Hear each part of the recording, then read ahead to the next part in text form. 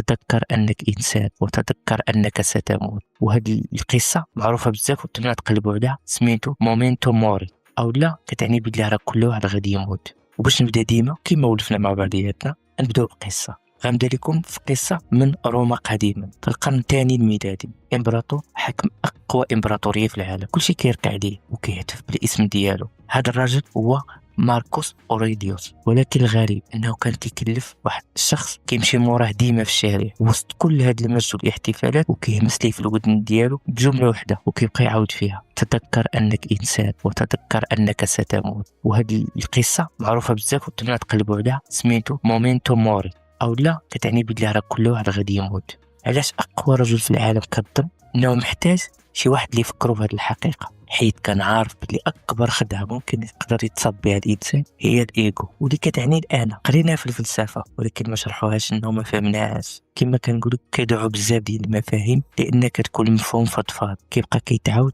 حتى ما كتبقاش عنده معنى الاصلي ديالو.